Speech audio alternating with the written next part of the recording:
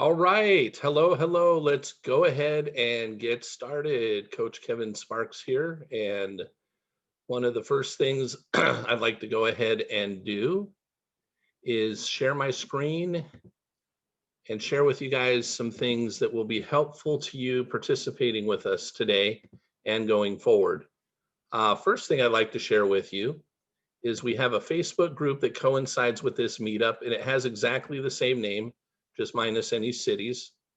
So it's called I Want to Be Really Rich, and I do not apologize for it. Again, this is a Facebook group. The URL for it is facebook.com/groups/ I Want to Be Really Rich. And we invite you to come join us here. Why do you want to come? Number one, it's a way for us to interact outside of Monday through Friday for the 45 minutes or so we have together. The other reason you might want to do that is this is where we go ahead and put special announcements, and also where we archive the recordings of the trainings that we have that go on each day. So if you want to quickly and easily be able to find that, you can see here, this one was from the 20th, which was Friday, and there was Thursday, and there was Wednesday, and so forth. So if you like a particular meeting and you want to review it again, this is where you can find it. Probably as important or more important is if you miss a particular meeting and you want to get caught up with what's going on, this is the easiest and probably best way to do that. And next thing I want to share with you guys real quickly here is I want to share with you a book that you can go ahead and get for free. You can pay for it if you like, I suppose, but I'm going to tell you how to get it for free. And it is called The Science of Getting Rich. It's The Science of Getting Rich by Wallace Wattles. It was originally published a long time ago in 1910. And what we've been doing for several days now is we've been going through this and kind of taking it apart and putting it back together, so to speak, to help people understand what it was and is that Wallace Wattles is trying to share with the audience that he's talking to. And why did we choose this book? Now we're on, I think, the 11th, maybe the 12th time, I forget the exact number, of times that we've been together so far since we started this meetup. And so we've been going through, as you could see, we're on page 77 of 64. Let me tell you how to get this first before I move on.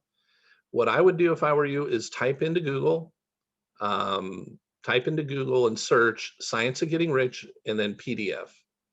One of the very first things that will come up organically in the search, probably the very first, but if not the first, very, very high in the search, is going to be from a website called thesecret.tv. And then you see all this other stuff, and you'll see the word Science of Getting Rich in it. Anyhow, that's the copy that we chose to go with. One, because it was free. Also, because I trust the website and the author of the website, because that is Rhonda Byrne. Who is Rhonda Byrne? Rhonda Byrne is the creator and producer of the movie The Secret and the book The Secret. So if you've had the opportunity to watch The Secret, that's Rhonda Byrne is the creator. And if you've read it, and if you haven't watched it or haven't read it, I recommend that you go do that. But the reason she chose to put the book on her website and give it away for free is because it had a huge impact in her life. It was given to her by her daughter. And as a result of going through the book and coming to an understanding of law of attraction and things like that, she wanted to share with the world what she'd been learning. And that's why she created the movie The Secret and the book The Secret. So that's the copy that we have there. All I did was click on the link. It came up, I downloaded it, and we're going to be starting on page 64 today of 77. I don't know if that's the page in the book, but that's the page of the PDF file. To give you a little more background on the book too, and why I feel it's important, it's had a huge impact on me.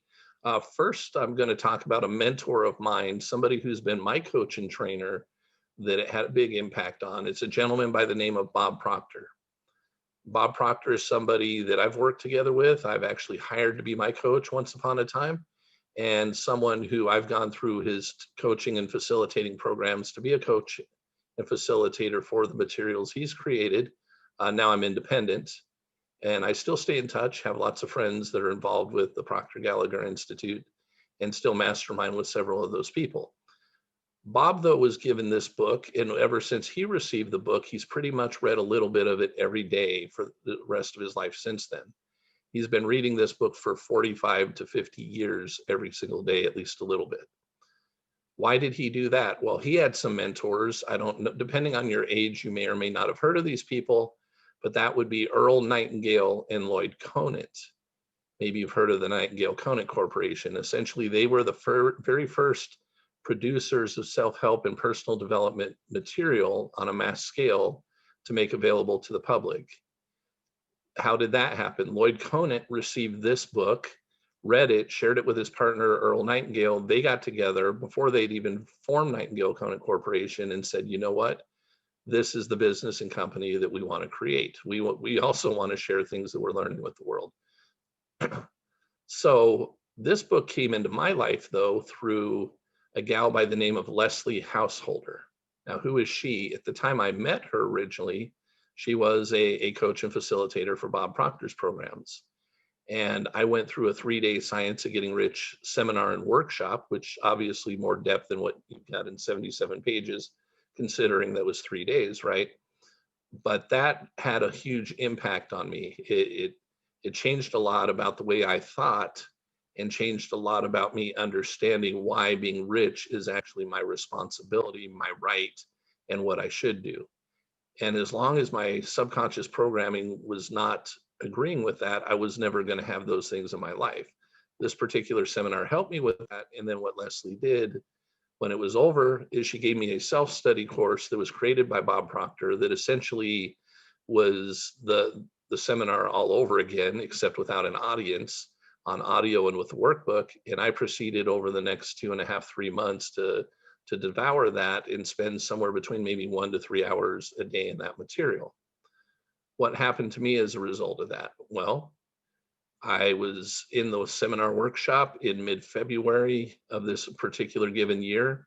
And by the time April 1st had rolled around, I had quit my job and became a full-time entrepreneur. Prior to quitting my job, I was earning an average of $5,000 to $6,000 a month. When I started that entrepreneurial venture from April through the end of the year, I ended up generating about $400,000 in income. So I divided that out about $50,000 a month. So it definitely had an impact on me. So that's why I'm sharing it with you. I'm not saying it's the only thing we'll go through. I have lots of material and things that we'll go through, but I thought it was a good place to start because it helped reprogram me and help convince me at a subconscious level that being rich and having wealth was actually a good thing instead of a bad thing. Now, all of you are probably saying, well, of course it's a good thing. Look, if you don't have it in your lives, then probably somewhere in your programming, you have something that is stuck there that says it's a bad thing. Maybe not in those words, okay? So here's how this is gonna run today. I'm not going, if you type into chat or whatever, I'm not gonna be paying attention to chat right now. So if you put something in there, maybe somebody else will respond to you, but it won't be me right now because I want to stay engaged with what we're doing here. What I'm going to do is share with you, we'll probably just go through one of the chapters right now. This one, The Impression of Increase. I'm going to share with you the book, but I'm also going to share commentary and things that I feel will be helpful. Now, what we like to do is typically save ourselves somewhere around 10 to 15 minutes before we end and open that that time up for you guys. That's a time where you can share comments. That's the time where you can share experiences. That's the time where you can share ahas that maybe have come to you as a result of what we're studying. That's where you can share, successes that you've had and enjoyed in relationship to manifesting money and wealth in your life. It is also, and what most people tend to want to use it for, is to ask questions of myself and the group, particularly to help you guys move forward. So again, 10, 15 minutes or so will be probably set aside to do that. So that is when, instead of going and trying to type stuff in the chat and get my attention, that is when you guys can go ahead and comment and ask questions. All right. So I'm going to start right now, right here. See, somebody's already hit chat. The Impression of Increase. Whether you change your vocation or not, okay, so the previous chapter was talking about getting into the right business. Now, that didn't necessarily mean you had to be a business owner, but it's essentially talking about if you aren't currently in the profession that's going to help you receive the life that you want to live and manifest the things you want. It was talking about the methodology in a scientific and creative way to actually figure out what it is you should be doing that will help you accomplish what you want and receive what you want in your life. Obviously, the being this many pages into this, I highly recommend you go find the book, download it for free today, or go buy a paperback copy, get it sent to you really quick, or go ahead and get a Kindle version if that's how you like to read. Super easy to find. But I recommend that you go backwards and actually join us in the Facebook group, because we do have the recordings of each day, and work your way towards getting caught up. Obviously, not all in one day necessarily, but you're probably going to have some downtime with the holidays. Yes, you'll be with family, but you'll maybe find an hour here, hour there where you want to actually develop yourself and become better. I recommend you take some time and do that. I will comment on things that I think are required to get you caught up, in the sense of, if he's talking about something right now and it's not going to make any sense unless I bring up the backstory a little bit, then I'll probably do that. Okay. Whether you change your vocation or not, your actions for the present must be those pertaining to the business in which you're now engaged. Again, whether you own the business or you're employed by the business. You can get into the business you want by making constructive use of the business you're already established in. By doing your daily work in a certain way. You're going to hear a certain way said a lot by Wallace Wattles, and he's referring to following the laws of the universe that actually bring manifestation into our life, not just strictly law of attraction, but there are several others, and which we've gone through somewhat and I'll be going through in the future. Because if you're only, think about it, when you're trying to make a cake, right? And somebody gives you all the ingredients except one or two. And you might think you have it all because somebody told you, here's the ingredients to succeed, but they left out one or two ingredients. Is your cake going to turn out the way you want? No. And that's why one of the reasons people get stuck with the law of attraction and manifesting things they want in their life is because they're missing some of the ingredients, or they're putting the wrong amounts, or they're putting them in at the wrong time or whatnot. So just want to make sure that you, over time, as we're together, understand that there's a scientific and certain way to do things, when if you follow it, it always brings about the results that you would actually want to have happen. Okay. And insofar as your business consists in dealing with other men or women, okay, this was written in 1910, so it may sound a little bit sexist, but I don't think that's what Wallace was trying to be, as much as that's how people spoke in the day. So insofar as your business consists in dealing with other people, whether personally or by letter, the key thought of all your efforts must be to convey to their minds the impression of increase. Now, this is one of the first times that Wallace has talked about this. And again, he's decided to put a whole chapter to explaining what this is, why it's important, and how it helps you. Increase is what all men and all women are seeking. It is the urge of the formless intelligence within them seeking fuller expression. The desire for increase is inherent in all nature. It is the fundamental impulse of the universe. All human activities are based on the desire for increase. People are seeking more food, more clothes, better shelter. So you could say better food or better clothes, maybe not more, somewhat more, but better shelter, more luxury, more beauty, more knowledge, more pleasure, increase in something, more life. So we all have this inherent urge to become more than we currently are, to do things that we have not yet done, and to have things that we don't have yet. It's just natural for us to be pushed in that way, okay? It is our soul wanting to develop and unfold. And when we're not able to do that, we're not as happy as we could be, because we have things in our life that we know that are supposed to be different and could be different, but they aren't, and we get frustrated about it. Every living thing is under this necessity for continuous advancement. Why is that? because where increase of life ceases, dissolution and death set in at once. That doesn't mean you die instantly, right? But what you're doing is you're going backwards. That's what it means to set in at once, right? The disintegration of things, the dissolution, even the death of an idea. If you get a good idea that's handed to you by God in formless substance to do something, and you don't take advantage of that idea, and you don't do anything to build upon that seed necessarily to make it grow, then what is going to happen? It's going to decay. That's what happens to seeds that could create life, is they will tend to decay if we don't actually nourish them. Man instinctively knows this. See, we know this, and hence we're forever seeking more. Doesn't mean we're selfish, doesn't mean we're weird, okay? It's how we were developed, it's how we were created. The law of perpetual increase is set forth by Jesus in the parable of the talents. Only those who gain more retain any. That's what he was actually trying to say. From him who hath not shall be taken away even that which he hath. The normal desire for increased wealth is not an evil or a reprehensible thing. It is simply the desire for more abundant life. It is aspiration. The reason that you want money is so that you can become what you can become, so that you can do what you're capable of doing, and so that you can have the things that you'd like to have. And money is necessary for that unfoldment in our lives.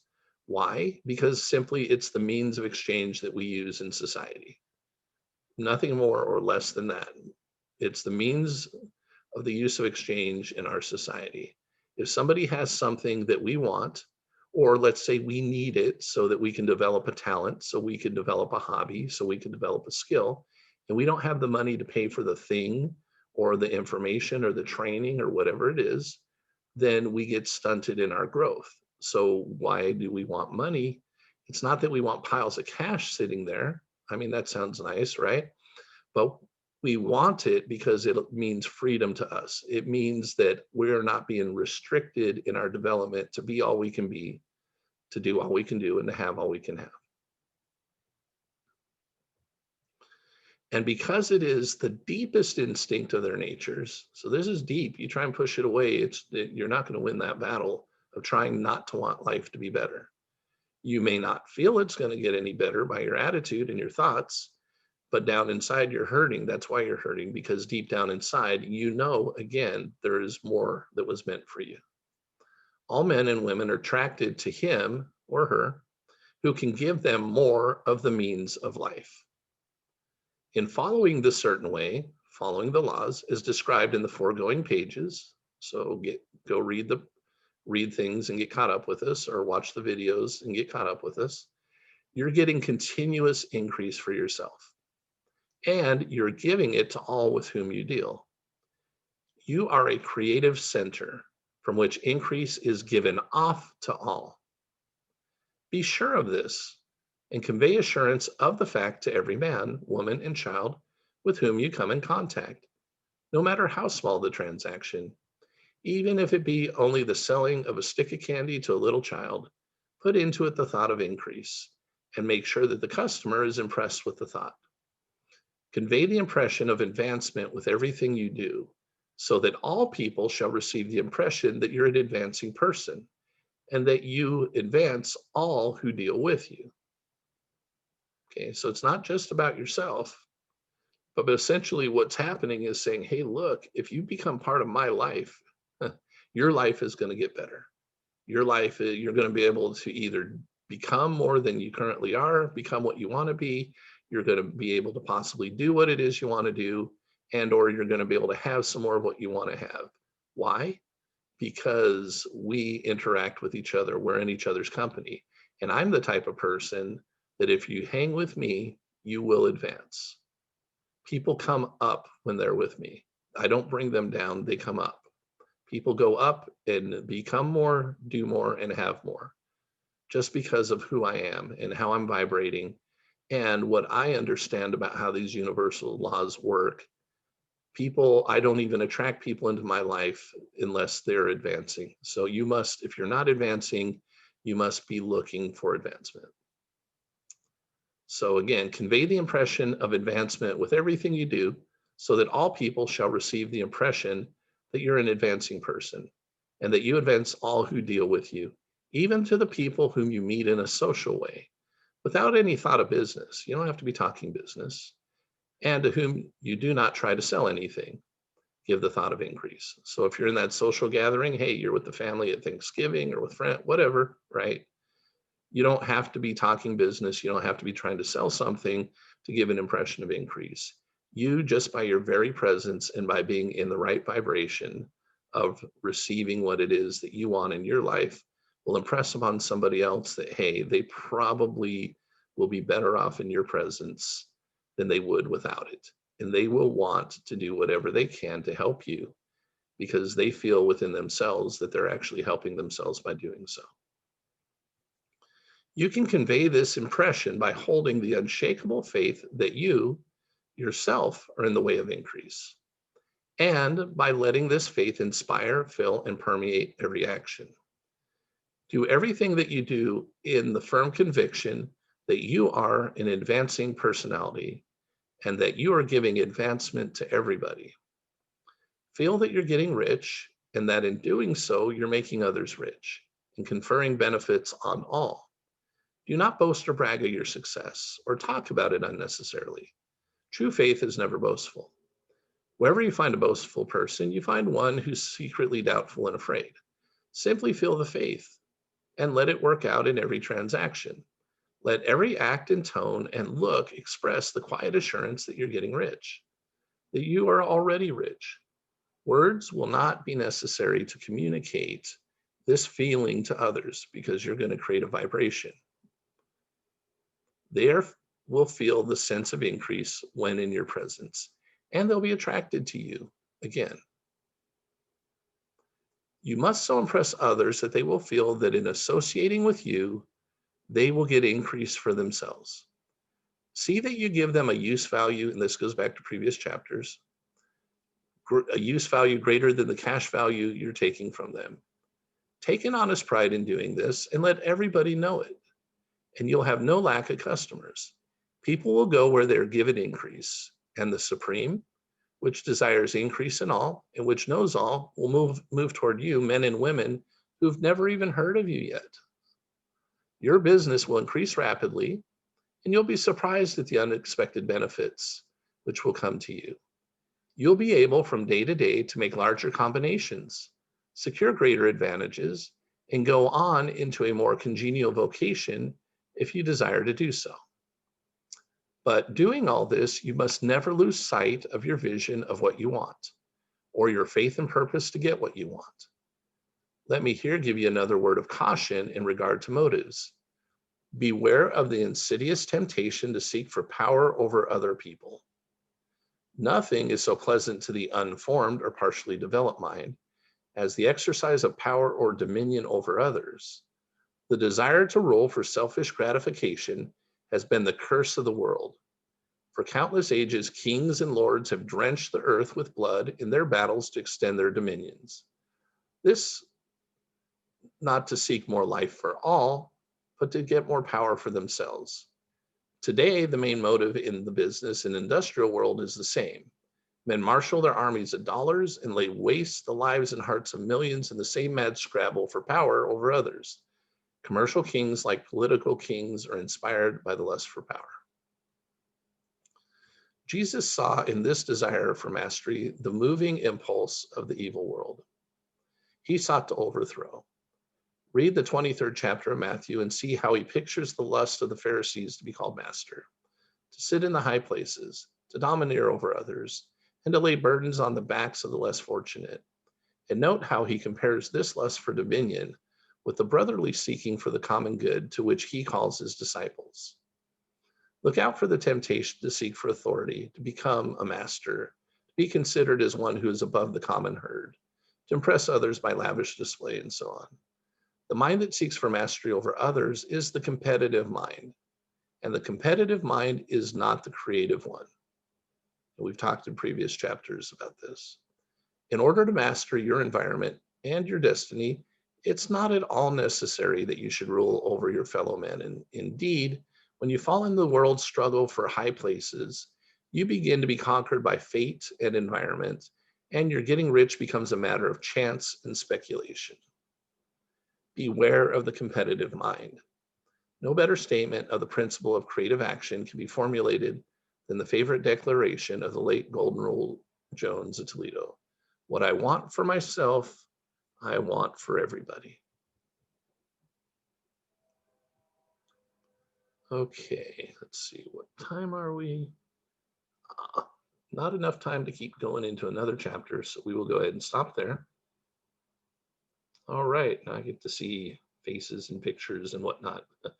Good to have you guys and gals with us.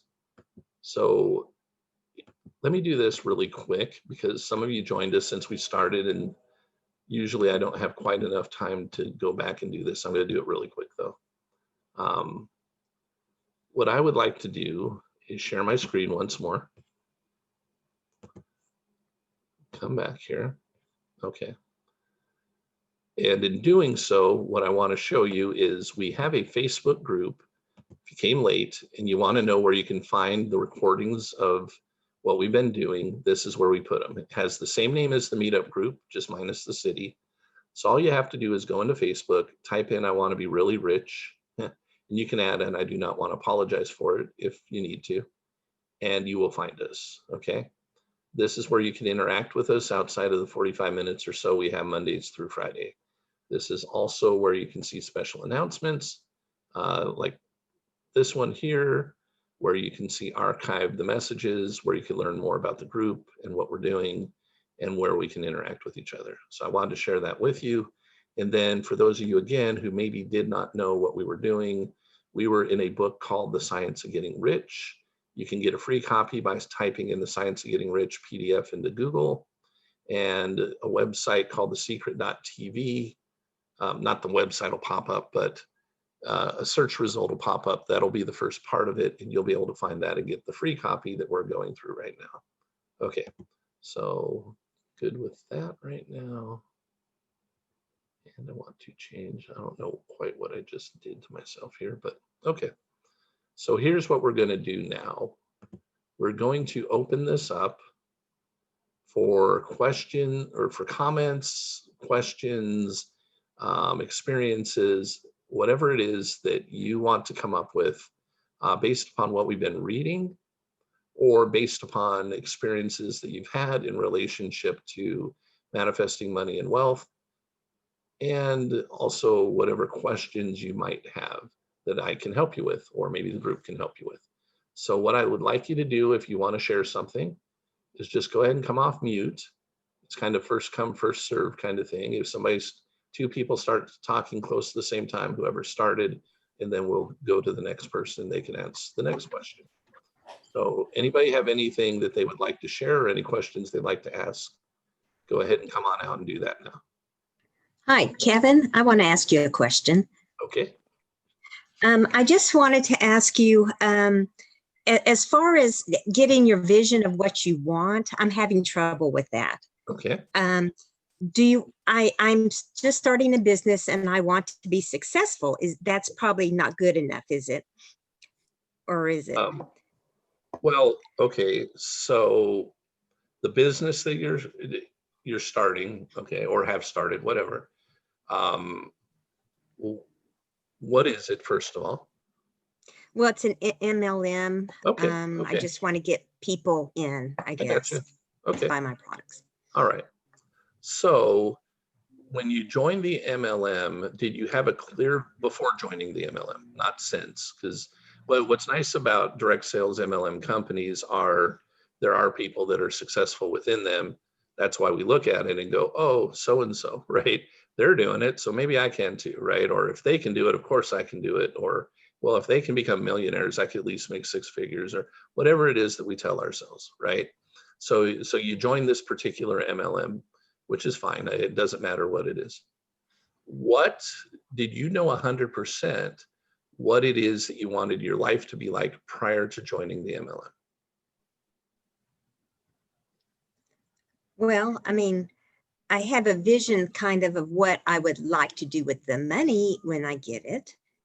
I'm Okay. trying to, and basically I want to do it to know that I can do it. I guess Okay. I have this thing inside that I want to know that I can do this.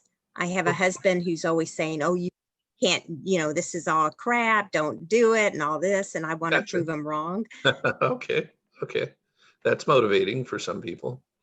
Let me tell you first of all that, and take anything I say, nothing is meant to harm any of you or like beat anybody up or whatever, right? I want to encourage you.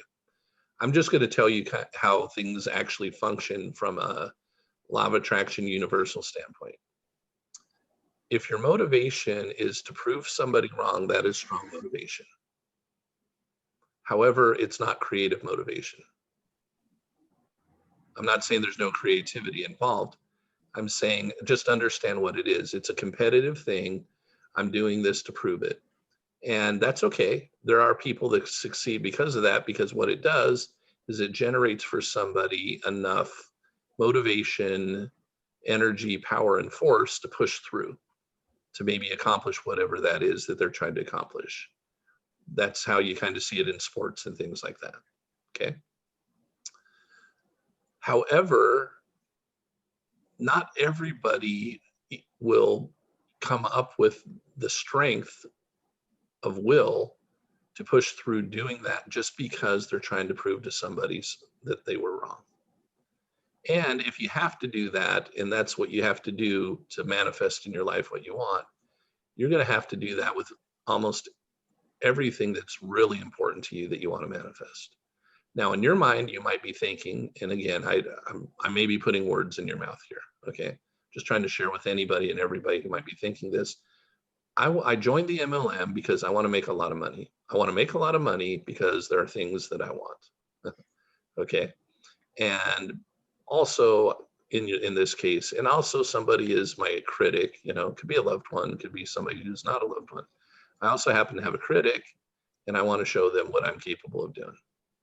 So, all right, now I want to go sign people up so that I can grow my business. What do you think the vibration you're putting off when you're going and talking to people about your business, if those are the thoughts that have been going through your mind, and now you're talking to somebody about joining your company and being a partner with you? What do you think is the vibration you're putting off and the message you're sending them, even if it's non-verbally, based upon what you've been telling yourself or your reasons for doing what you're doing? Probably not good. Yeah, it's not about them, right? Yeah. It really truly isn't necessarily. And whether they sign up or not, unfortunately, because again of the way you're trying to accomplish this, every single person that signs up, boom, you're on a high. Every person that says no, maybe not for you, I don't know, but when no, boom, you're on a low. Why? Because dang it, it's doing is it's enforcing and reinforcing the things that people said I couldn't do. And so we're up and down like a yo-yo through this process. Let me share with you guys what I think is a better idea. That does not mean that you won't build this MLM and become a major success through doing so. Okay. I'm saying that if that's the process that God wants to take you through to receive into your life the things that you want, you'll know for sure if that's the case. Or he may use it for part of it, but not for all of it. You're better off getting a vision of things that you want to, that what you want to become, what you want to do, and what you want to have. And then you want to get really clear on that, where most people don't. Therefore, you're sending out all kinds of mixed signals. Therefore, everything in life kind of gets jumbled up. You don't really get what you want. But I'm telling you kind of the process, but then there's specific tactics and strategies to help you figure out what those things are, and then to stay focused correctly to receive them. But I will tell you, I'll tell you for instance, for me, my income did not increase from $5,000 to $6,000 a month in my job to an average of $50,000 a month in a business, because of the vehicle I was in. What I mean by vehicle, I don't mean the car I was driving, right?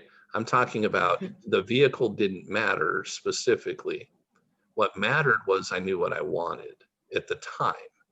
And by the way, that stuff can change.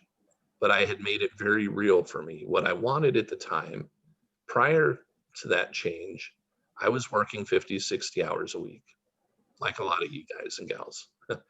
And some of you might not now because of COVID or whatever, but most people nowadays to take care of themselves seem like they have to work over 40 hours a week. Okay. So I was working 50, 60 hours a week. This goes back a while. Okay. This goes back to 2006 was the last time I worked for anybody, early 2006. And I was earning between $5,000 and $6,000 a month.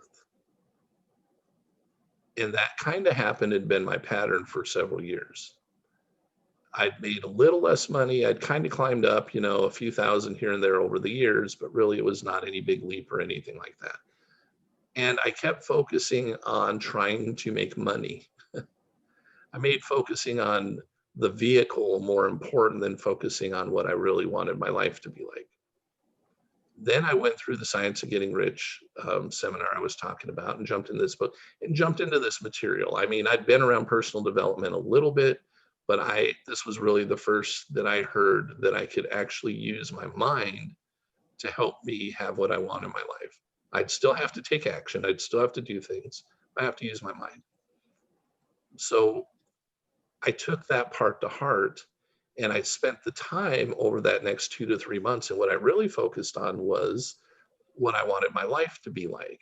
I didn't even put a dollar figure out there at the time. What I wanted was to make more money, but the money represented a lifestyle. And what I wanted it was to work less hours. What I didn't tell you guys is when my income went up to the average of 50 grand a month, my hours worked went down to about 10 to 15, no more than 20 if I was really busy. So instead of working 50, 60 hours a week, I was working, let's call it 15 to 20 hours a week. Instead of making $5,000 to $6,000 a month, it wasn't 50,000 every month. That was what it averaged out. I had a month I made 88,000, but it averaged out to 50 over the next 8 months for the rest of the year. But it wasn't because I was focused on making money. It was because I had a life that I wanted to live, and I made that vision a lot more clear. And then law of attraction works because you'll be blessed with the inspiration, intuition, and revelation to take the right steps to get started in that direction. I didn't know specifically what it was I was going to be doing to receive that money. Matter of fact, I didn't necessarily even have to receive money. I can share a story in a moment how that's true too.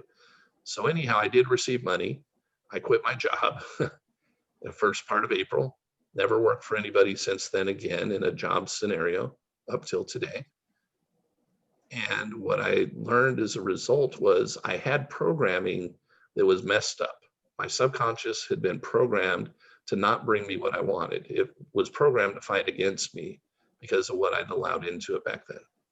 I learned that if I could change that programming, the subconscious mind is actually there to help our lives become easier, not more difficult. But it doesn't know good, bad, right, or wrong. It just responds to the programming that's gone into it. But the key to me getting in, and I've actually been involved when I want to say vehicles. I've had multiple businesses. I've been involved in multiple industries since that day even. But it's always turned out to be very good.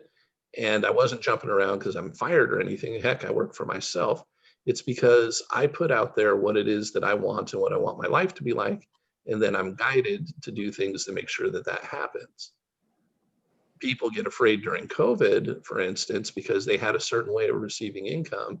And now that channel for income has dried up, or you're not allowed to go to work. I have not focused. I used to, that's where I got stuck. That's where my programming was, is I used to focus on vehicles, and that's when I wasn't making the money. Now I focus on what I want and trust God and the universe to provide the vehicle to receive it. And sometimes it's received through making and receiving a lot of money. I'll give you another one though, where I did not have to go do that. There was a car that I saw in a picture that I liked. I imagined myself owning it, using it, driving it. I didn't probably do that more than a dozen times. I didn't try and figure out how to receive that car. I actually could have probably, well, not probably, I could have bought it. I earned the kind of money that I could go out and buy it at the time because I'd already learned these principles and made more money. But I wasn't going to go out and do that, and I didn't make it a huge focus. What ended up happening though is a couple of years down the road, so the car was used, which was okay with me. A couple of years down the road, I became business partners with someone. And this partner of mine, after we'd been business partners for several months, went out and bought a car. We had never discussed this particular car ever in any of our conversations. I'd never told him that it was something I liked. He came, he bought that car and shared it with me. Of course, I saw it every day we were together because I saw him, I saw the car when he'd pull up or whatever, when it was parked. But I didn't tell him the story still. I don't know why I didn't. Saying, hey, that's a cool car. That's one I like. Somewhere between 3 and 4 months after he had owned the car, he came to me and said, hey, Kevin, I don't know why, but this car, it's a great car. It's awesome. It just doesn't really suit me though, my personality. You know what? It really actually makes me think a lot of you. He goes, would you like to use the car? What do you mean? He goes, well, I'm getting another car, but I'm not getting rid of this one. I'm going to just keep it for, occasions here and there. But if you like to just drive the car, if you'll pay for the gas and maintenance on it, you could drive it as much as you like whenever you want. So I drove it for 9 months without buying it. And it wasn't like he let me use a Toyota Corolla. This was a car that had an original sticker price of $130,000-ish. It was a BMW M650i convertible. I did not have to go out and buy that car to receive it. So if I was focusing on the money to receive it, I probably wouldn't have ever had that car, not because I didn't have money and I couldn't go buy it, okay? But because I wasn't at the time going to use money to receive it. And now I recognize that God and the universe didn't want me to use my money to receive it because they were going to actually provide it to me through another source. And I shouldn't say source, another channel. God and the universe are the source, but they provide channels to us to receive things into our life. But we've got to be open to receiving through any channel at any given time that they make available. And the only way we're going to know if we're following the right path is if we get in sync with what it is that we want and we're feeling good about it, and we're in tune, then we can receive the personal inspiration, revelation, and intuition we need to take the right actions to receive it. In the case of the car, the only action I had to take was to say yes and let him hand me the key, okay? In the case of, quitting my job and all that, I had to start a business and grow a business, but it took off, and it took off quickly. So hopefully that shares with you and everybody on here that you shouldn't get too overly caught up in the vehicle, the channel that you have in your life, whether that be an MLM, your job, your business, or whatever. Now, the MLM, your job, your business may absolutely be the thing that God and the universe utilize to provide you with the things that you want.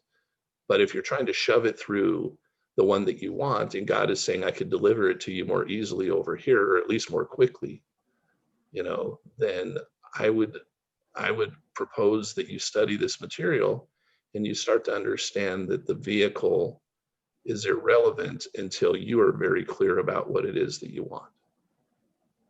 Is that helpful, Betsy? It is. How much detail are you supposed to kind of vision? Okay, so like my life, I would like it to have maybe I would like a better house, Okay. or something where I can have all my kids and I'm not, have all the kids here and, for dinner and stuff like that eventually. But Sure. Yeah.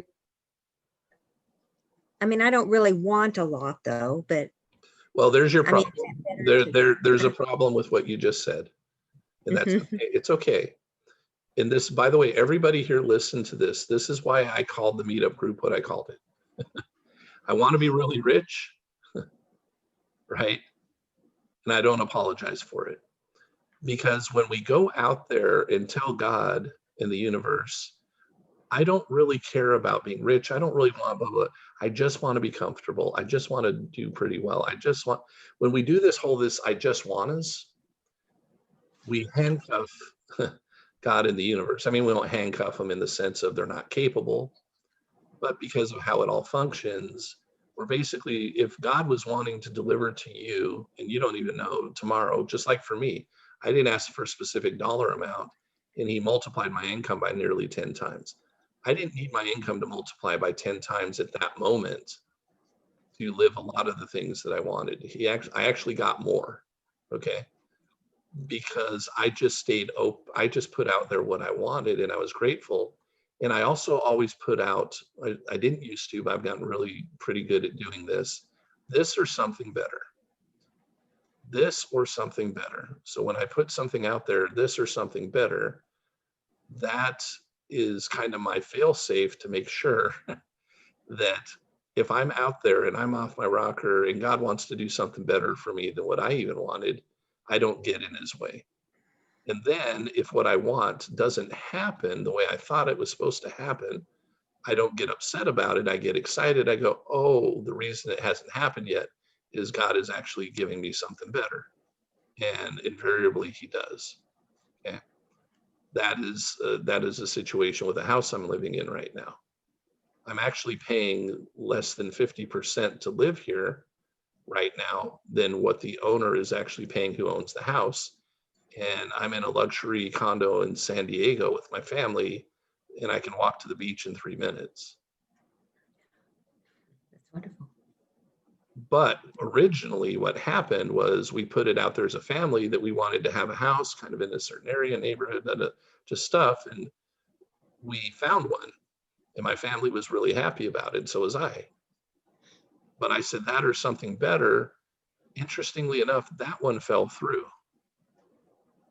And my family was kind of upset. They were disappointed because we were pretty close to getting ready to move into this one particular one. And the owner changed their mind. Like, okay, that's interesting. But I put this or something better. What was really cool about me having done that, my family was upset. They actually got a little bit upset with me even. They said, why do you say there's something better? It's your fault that we didn't get this. They didn't 100% believe that something could be better because what we had found was really good.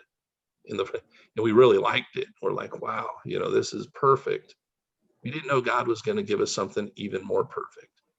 God gave us something for less money that had more of the things that were on our dream list, even though the other one fulfilled almost all of them. And he put it in an area that was even nicer than the one we were looking at, which was super nice.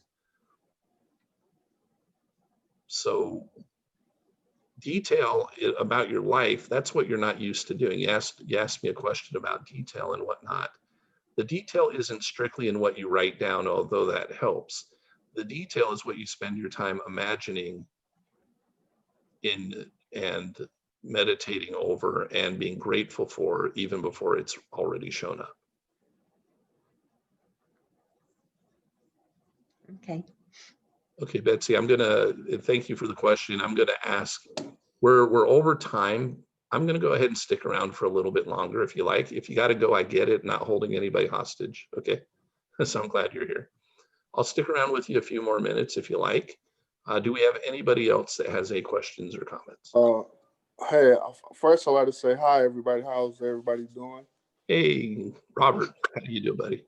I am new. I am definitely new to the group. I'm sorry to intrude. No, you're not intruding. And everybody's new to the group. We've only been doing this 2 weeks or so. Okay, wow. So the object for me is that I done all the reading, I done studied, I done did the health, the fasting, the exercising, and I just feel it's time for me to start surrounding myself with like-minded people, with winners. And I was wondering if there's anybody there that would like to offer any mentorship or any guidance to help me develop myself. Or in your case, Kevin, you mentioned something very important. You talked about the mental blocks. How can I escape the mental blocks? Okay, so you asked a lot of questions, which is cool. It's all good. Sorry about that. No, and no need to apologize at all. Appreciate you getting on there and sharing. One, and maybe it's me, maybe it's not. I am a coach, so I'm a coach for hire. We could discuss that. I put out an opportunity. If you don't mind, and I'm going to give everybody right now my email address. I didn't think to do that. If you want to write it down somewhere. It's Coach, it's just my name. It's Coach Kevin Sparks. Coach Kevin Sparks at gmail.com. Now, please don't use that to spam me. That's not why I gave it to you. Okay. And based upon what I just said about MLMs and stuff like that, if there's a particular one I'm supposed to get involved in, I'll know it. For right now, though, what I do and my mission for my life is to help people understand what I'm teaching right now, because that's what I promised my mentor, Bob Proctor, that I would do. I said, you helped me. And by the way, I say you helped me, but I also paid for his help. Okay. But I'm so glad that I did. But you can message me and I could share with you a couple things we're doing right now that if, you know, for mentorship, there's a cost to it. But it's more than worth it if you can figure out how to do it. Okay. But to answer your question, you just got here is, yeah, go join the Facebook group and go find whatever our first day was, which was like the 5th-ish, probably like the 5th or something. And, you know, I don't know what you're planning on doing over the next few days for Thanksgiving and stuff, but you might as well immerse yourself in this, because what Okay. will happen is as you start immersing yourself in this type of information, it's not just strictly what you're learning from it, but you're going to put yourself into a positive vibration too at the same time. You can't put good stuff in and feel bad at the same time necessarily. I mean, you could have a crappy attitude then try and put good stuff in, right? And it's not quite working. But if you on purpose are putting good stuff in, and since it's Thanksgiving, definitely write out a big gratitude list, right? Then now always is the time to do it, but now is when the focus is there. Go through that information and then ask God, the universe, however you personally believe, hey, what guidance do I need right now? What direction do I need to go to develop into who I can become? And help me understand what that is. Help me understand, for me personally, my next step. Don't ask God to give you the blueprint for your entire life. He doesn't function that way. Okay. Because he wants us to have faith and develop and grow. Okay. But just ask for the next step. And then ask, hey, is this guy Kevin that I met, you know, over Zoom the other day, is this somebody who can help me? And obviously come back, you know, Monday through Friday at this time whenever you can, because we're going to continue on, you know, not just with this, what we're studying now, but I'm going to be doing this. I don't know how long, but I'm at least going to be doing it through the middle of January, if not longer. Okay. Perfect. Cool. Thanks. All right. You're welcome. Any other questions or comments from anyone? I have a question regarding the reading. Okay. So he said, make sure the person is impressed with the thought that you are An advancing person? right. So how do you make sure the person is impressed? So we got to think of a lot of things the word impress can mean, right? Doesn't mean a gold watch and a nice suit. I'm just being a little facetious. No, like an impression that they're getting value is what I got. But like, do you just ask them? Like, how do you feel about that? Or like, Partly it's assumptive. If you walk into a room or a situation, right? You walk into a scenario, and I say a room, it could be a phone call too. It could be Zoom like right now. It could be whatever, right? But if you go into a situation and you're around people, around any people, okay. Have you been around someone in your life where you're just like, and they didn't do anything super special. You don't know a ton about them because maybe this is your first experience with this person, right? The first time you've seen them or heard them or come across them. And they come into the room and you just feel this attraction towards that person, right? I don't mean physical necessarily, right? But you know what I mean? You're like, there's just something about that person. Maybe you can put your finger on it, maybe you can't put your finger on it, but you're just like, and you're intrigued and you're like, I want to know more. I don't even know what it is that I want to know. I just want to know more. I want to be around that person, or I want to find out more about that person or whatever, because of the feeling I'm getting right now. Right. We all have that type of thing. We don't always think like I'm going in depth this conversation, but there's something about certain people where we're like, What that typically is, if we're in a good place, if we're in a crappy place ourselves, we're just following the herd. Hey, there's another person upset like me. That's why I want to follow them so we can commiserate together. That might be what's going on. But if that's not the case, and it's, you know, you're in a positive situation and that happens, you're being attracted to them because what God and the universe are saying to you is this person has the ability to help you go another step in your life. It might be just something for today, or it might be something long lasting, but this person potentially has a piece to your puzzle. And if you get to find out what that is, it could help you move on and go a little further in your life. Now, how do you know that they have it? If you're in a good place and you're the person who walks in the room, other people will feel that from you because you actually have made up your mind what you want. You're clear about what you want. It's not this, I'm gonna, you know, heck or high water, I'm gonna run people, no matter what, I'm gonna hit my goal. It's nothing like that. It's that confidence and an assurance because you know how the laws of the universe operate, and you're not in doubt when you come into that room. You're just very calm and comfortable and confident that things are unfolding the way that they're supposed to, and you've now learned how that works. So you can't help but vibrate that way unless you purposely say, hey, I'm going to have a crappy attitude. You know, then you would come into the room and people would be like, hey, what is wrong with her? That's not what she's normally like. That's the other thing we get from people. So you should be the person, I don't say necessarily that comes in the room and lights up the room, like because you're entertaining or whatever. It's that person that goes, that is someone that I don't know what it is about them, but I know they're advancing. I know that I want to be, do, and have different things in my life. And it seems to be like that person over there understands how to do it. They understand how to receive that. Again, you know, it's not like you could have that same conversation I'm having with you. So it's more of a feeling or an impression. How do you know that they have it? I wouldn't even concern myself. You'll know they have it because they will put forth extra effort to be in your aura. They'll put forth extra effort, like they'll show up tomorrow on the Zoom thing because something clicked, right? They'll, whatever it is, they will actually go out of their way and they won't know why they want to necessarily, but they will do it because they feel impelled to do so. Got it. Thank you. That explains that. I also had another quick question, if that's okay. So and then directly after that, he was talking about the concept of more to have, or, you know, just in general, this idea of to have more or better. And it with the teachings I've listened to, you know, with the Abraham Hicks and just most. Yeah, I know Abraham Hicks. Thinking stuff.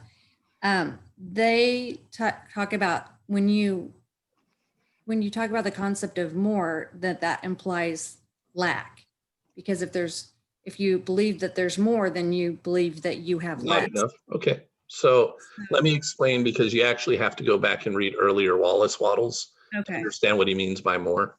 Okay. But essentially, it is it's actually what Esther talks about too. We're constantly being made of aware via contrast. She talks about right? I don't want this, therefore the opposite would be, and that's what I do want, right? That's something that you would like to have in your life.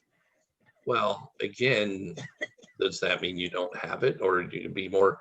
The more is essentially this: we are progressing, we are learning, we're growing, we're getting better at whatever it is.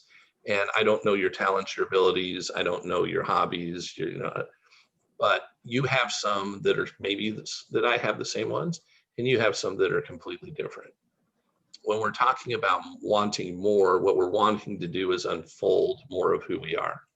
That's what we're talking about. And the reason we want money is we want the free and unrestricted use of the things that help us do that. For instance, a child that wants to play the piano, a child comes to you, they're 6 years old, 7 years old, and you don't have a piano, and you're this child's parent. And mom and dad you don't have a piano, there's not enough money in the house to buy a piano, at least they think so, right? Just the way the thought process, no piano, Neighbors, they don't have a piano either. Okay. But this kid feels this desire to play the piano. That is the urge for more. That doesn't mean the kid is not capable. Matter of fact, here's what God and the universe know that you and I don't know about your child. Your child actually is capable of being one of the best concert pianists that ever lived on planet Earth. But if they don't get the opportunity to play the piano and maybe get a little bit of training and and they don't have the time to do it and everything else, that child won't develop into that. And there's going to be a hurt and a hole kind of in themselves as far as their feeling goes, because they're urged. In this 6-7-year-old, they can't really tell you, hey, if you don't help me become a concert pianist, you're hurting me, because that's what my gift to the world is. So now I'm going to have to go do something else. And we have a lot of things, right? But how many people out there that we see that have hit the pinnacle of whatever their profession is, people in the Olympics or in music or sports or whatever it is. Yes, we get to see the ones that got there. And a lot of them went through a lot of difficulty to get there because they came from circumstances. But some of them, it was easier, not easier to become who they became, easier because they just had the use of the stuff. Because mom, dad, friends, neighbors, family, whoever had the financial wherewithal to say, you need this, great. You need this, great. You need this. And so they could focus on getting better and better and better at what they were doing instead of thinking and worrying.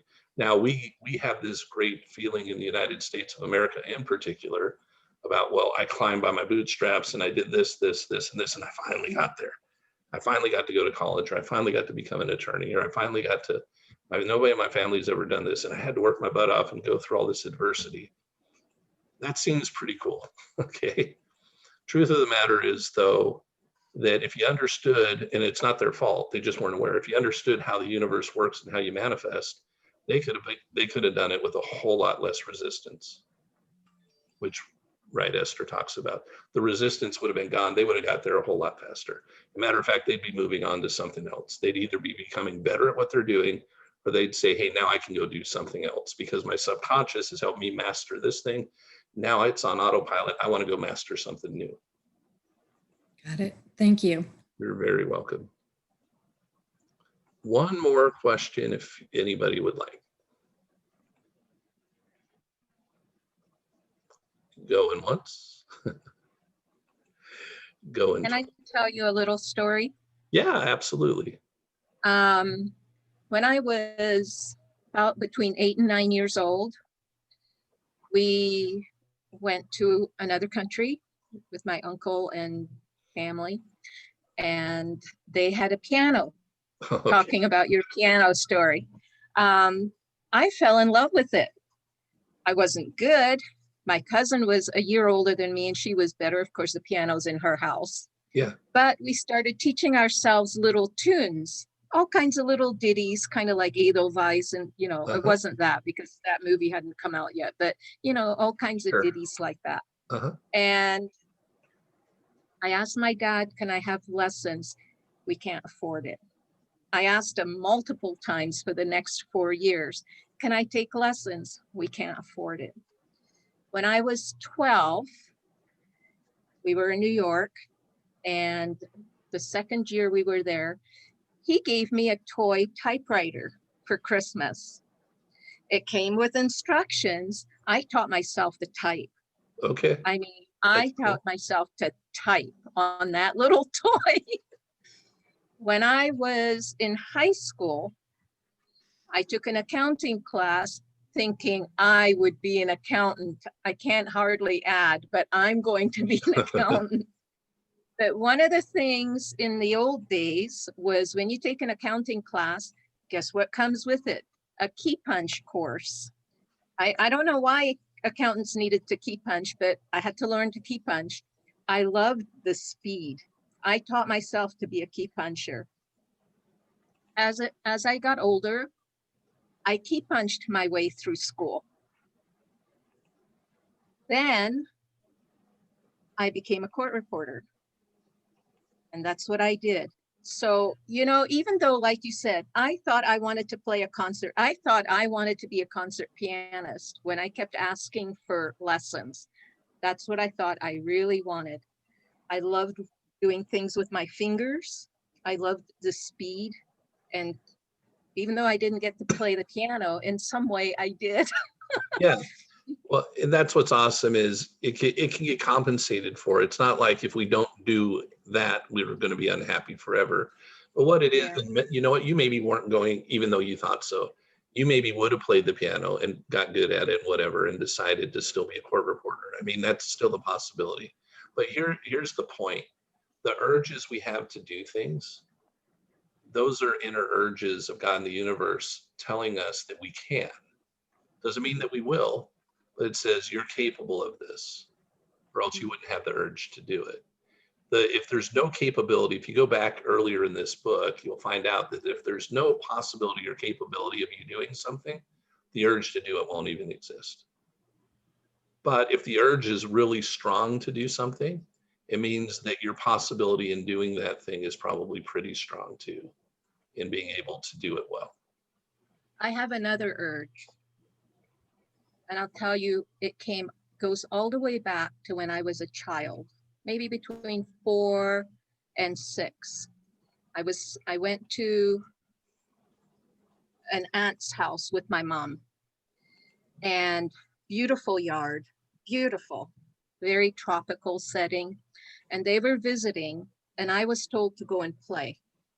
Of course, what am I going to do by myself? It's not my yard. But I did. I went and I hung out under a tree. Lots of mushrooms under that tree. Lots. And I just had the most amazing fantasy community going on. I mean, fairies, goblins. I mean, just It's awesome. amazing. Well, as I went along, I started really liking round homes. I just very attracted to that. And when I went into court reporting, I told my dad what I wanted. And he was an architect engineer. And he told me start looking at floor plans. As it happened around the Alpine area here in San Diego, I started looking for properties. I was working like 10 oxen. That might be the mistake, trying to come up with money to buy property, right? Because that's not a cheap area. And I actually did find an area, and it was over 200,000 for the property, but it was way out in the mountain areas. No phone, no power lines, nothing. And I was told I would have to do all that. And I'm like, I do? But the catch was, I thought, okay, I'll figure it out. But the catch was, you only have 2 years to do it. That was part of the city ordinance, I guess. And so there it all went. But now I still have that dream, but it has grown. And I too, I looked at all the things that I like working from home. I'm a homebody. I like working with just my hands and stuff like that. And I too, I love product. I'm a big product person. As a court reporter, I realized you'd better be healthy because no work, no money. It's one of those, right? It's not money coming from multiple streams of income. Money's coming from these fingers. And if these fingers are not moving, there's no money. And that drove me also to network marketing for exactly the same reasons, that I see the possibility of doing something, creating something, kind of like what Betsy was talking about, that I can then have a stream of income, but not put 20, 80, 100 hours into it, that it doesn't depend on extreme manual labor to do it. So I'm looking at it in that sense, and I'm not sure, am I doing that the right way too? That I'm looking at it as being able to conduct me. Your desires are terrific. Your desires for freedom, your desire to not have to do the manual labor, those desires are there. The real focus, and MLM is fine too. I've made a lot of money in one before. And I've had others I didn't make money in. Okay. So Mhm. it doesn't, that's in that, and I'm not doing any of those right now. And the other thing I didn't say to everybody, but maybe when you first join the meetup, if you kind of watch that, hey, here's what we're about. Not only has Bob Proctor helped me a lot and other people, but also I work together with Robert Kiyosaki and Sharon Lechter, Rich Dad Poor Dad. Okay. So I understand the entrepreneurial side, I understand the law of attraction as well as what people would consider the more practical side. Okay. I would say that having experienced both, the more important one is actually the thinking and knowing how the universe works so you don't beat your head against a wall. And then whatever you've learned practically will be way more valuable to you because you'll take actions based on inspiration versus logic. Logic sounds terrific, but there's a lot of things I received that have been totally illogical. Matter of fact, some of the best things that have happened to me were because I took action based upon intuition and revelation, inspiration, versus having thought it out in a certain way logically. And I've thought out a lot of things logically, and I have a lot of experience. I've been a business coach and all this stuff. And logically, I've done things and they've not worked the way they logically were supposed to have worked. So if I actually had to choose one or the other, I would go the route of the intuition, revelation, and let God and the universe do most of it, and then do what I need to do to receive it. What is still the most important thing, and I even have to remind my wife she's always been a hard worker. She can't help it. I mean, even when she doesn't have to, she just can't help doing that. And even with her seeing how our life has been and everything, it's still sometimes a challenge in her mind to disassociate manual and physical labor from receiving, because she was told you got to work your butt off to receive things in your life. But what she can't deny is I probably to a lot of people look like the laziest person on the planet in a sense. Well, when you think about it, 10, 15 hours a week, maybe 20 max, and none of it's manual labor. And I receive so much more than many other people do. And it's not because I have these great skills per se. It's more because I've just learned this stuff. And now my goal is to say, hey, people, you don't have to beat yourself to death trying to get what you want. It's there for you. Matter of fact, by trying to beat yourself to get death to get what you want, you're actually repelling what you want, or you're forcing God in the universe to only give it to you through that channel. And if they're trying, and so they ultimately at some point will, but they're lining up all different kinds of things because there's billions of people on the planet. Go back and read more of the beginning of the book, and it says, hey, if you want to receive this thing and it's not available, God in the universe will put it in other people's minds to do things. And when they do those things, it'll help it come to you, but it'll be to their benefit and interest also. So things have to get lined up because there's people involved and they don't take away their agency of choice. But some other person is thinking they would like to do this, that like you're talking about the house. Somebody out there wants to go help you build that house because it would be to their benefit to do so, right? Somebody else out there wants to supply the materials. Somebody else out there wants to help you create the plans. All these people would benefit by you, but the best way to have the house that you want, and you've already done it somewhat, but you haven't believed or understood that the way to receive it into your life is screw the 2 years over with stuff. That has nothing to do with it. Just say, okay, this is what I want. And when you wake up in the morning, for the first 5 or 10 minutes, live in your house, in your imagination, and go do whatever you normally would do if you were in that house and it was yours already, as if it already is. Not if it's in the future, not like you're watching a movie of yourself, but like you're in it, living. So if you would walk into the kitchen in the morning and this is what you would do, go do that in your imagination.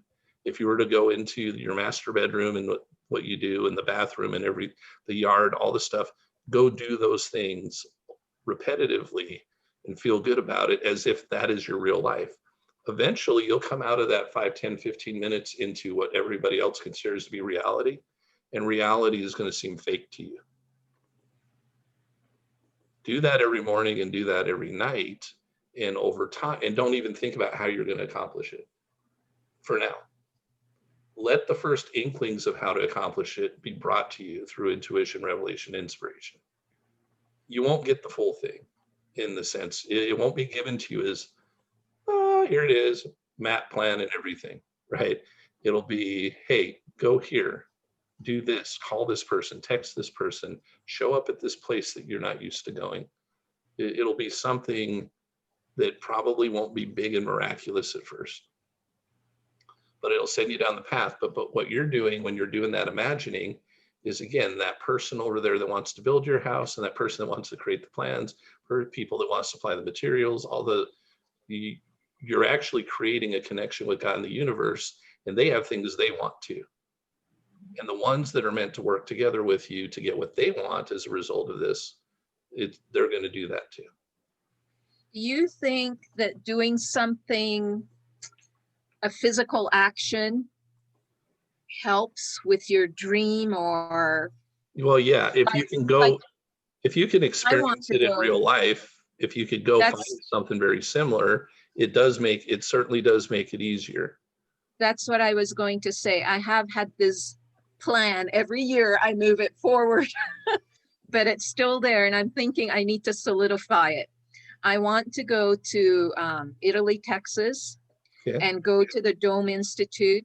They do twice a year classes where it's 4 days of classroom and 4 days of hands-on with them, and go build a dome with them. Yeah, do it. That would give me an opportunity to network, maybe with people that can give me some ideas, or people I can connect to once I'm ready to do it.